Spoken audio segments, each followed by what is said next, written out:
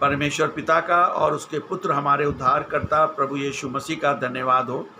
आज का जो मेरा टॉपिक है वो है गलातियों की पुस्तक, उसका 2 अध्याय और 20 पद, गलेशियंस चैप्टर 2 वर्स 20। और ये गलातियों की पुस्तक का वीडियो नंबर 2 है। और यहाँ पे परमेश्वर के वचन में इस प्रकार से लिखा हुआ है कि मैं मसीह के साथ क्रूस पर चढ़ाया गया हूँ।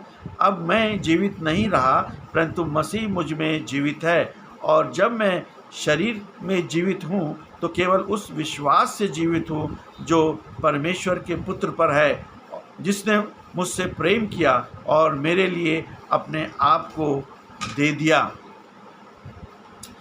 ये घटना जो है अंताकिया की घटना है। और यहाँ पर हम देखते हैं कि पौलुस जो है वो पतरस का विरोध कर रहा है, क्योंकि पहले पतरस गैर यहूदियों के साथ खाता पीता था, मगर जब यहूदीवादी लोग आ गए तो उन्होंने जो है पूरी तौर पर जो है पतरस से भी और सब लोगों से ये कहा कि ठीक है, हमें यीशु मसीह पे विश्वास करना है और यीशु मसीह को उद्धारकर्ता के रूप में ग्रहण करना है, मगर उसके साथ साथ मूसा के नियम और खतने का भी पालन करना है। और इसलिए बाइबल बताती है कि पतरस और बरनबास दोनों ही जो हैं वो पीछे हट गए।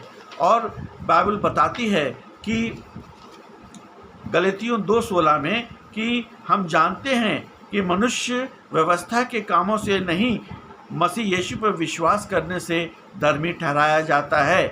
इसी कारण हम भी मसीह यीशु पर विश्वास किया कि हम व्यवस्था के कामों से नहीं पर मसीह पर विश्वास करने से धर्मी ठहराए जाएं, क्योंकि व्यवस्था के कामों से कोई भी धर्मी ठहराया नहीं जा सकता। और इसीलिए पौलुस ने जो है पतरस का विरोध किया। यहाँ पे कहता है कि मैं मसीह के साथ क्रूस पर चढ़ाया गया हूँ। आत्मिक रूप से इसका अर्थ यह है कि यीशु मसीह जो हमारे लिए जो क्रूस पर जो वो मरे और उन्होंने अपना पवित्र लहू बहाया, तो हमारा जो पुराना जीवन था वो सब उन्होंने वो क्रूस पर ले गए और उसको वहीं पर समाप्त कर दिया, ताकि हमें नया जीवन मिल सके। और ख़ास तौर पे हमें व्यवस्था के अधीन नहीं रहना है। हमें ना अपना ईगो के या अपना जो हमारा ओल्ड सेल्फ जो था उसके भी अधीन नहीं रहना है।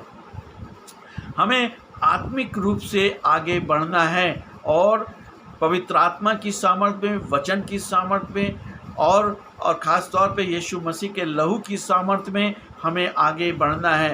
प्रार्थना का जीवन, वचन का जीवन और पवित्र आत्मा का जीवन हम सब के लिए बहुत ही ज़रूरी है। अब मैं जीवित ना रहा पर मसीह मुझ में जीवित है, यानी कि लाइफ जो है ना यहाँ पे एक्सचेंज हो गई है। यानी कि जो हमें कोई सुधार अपने में नहीं लाना है। यीशु मसीह हमें सुधारने के लिए नहीं आया, बल्कि हमें नया जीवन देने के लिए आया है और हमें हमारे जीवन को पूर्ण परिवर्तन देना चाहता है। थोड़ा मोड़ा नहीं कि हमें आज आधा परिवर्तन चाहिए, कल 3/4 चाहिए, मगर वो हमारे जीवन में पूरा परिवर्तन देना चाहता है। और हमें कोई प्रयास करने की आवश्यकता नहीं है, बल्कि पवित्र आत्मा के द्वारा हमें जीवन को जीना है, ताकि प्रभु के साथ हम चल सकें। परमेश्वर के पुत्र पर विश्वास का जीवन हमें जीना है, लिविंग इन फेथ, ताकि हम विश्वास में आगे बढ़ सकें। परमेश्वर के पुत्र और उसके प्रेम पर निरंतर भरोसा रखना होगा।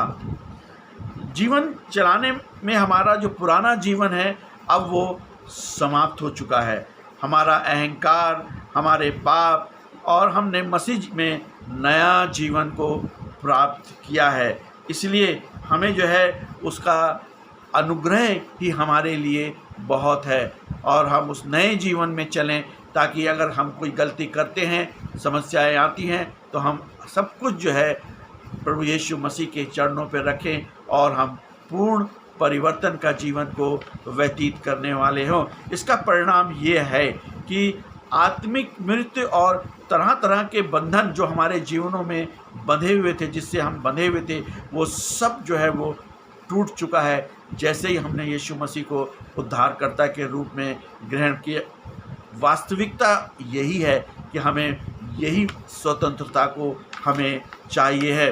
गलतियों 2:20 जो है हमें इस बात को बताता है कि विश्वासी जो है ख़ास तौर पे अपने को बेहतर इंसान बनने की कोशिश ना करे, बल्कि मसीह को पूरी तरह से हमें अपने आप को सौंप देना है, ताकि उसका स्वभाव, उसका प्रेम और उसका सामर्थ्य हमारे अंदर कार्य कर सके। इसलिए प्रभु यीशु मसीह पर विश्वास करें, प्रभु यीशु मसीह पे को जो है अपने पापों को मान लें और अपने पापों का पश्चाताप करें और यीशु मसीह को उद्धारकर्ता के रूप में ग्रहण करें। यही मसीही जीवन है। आमीन।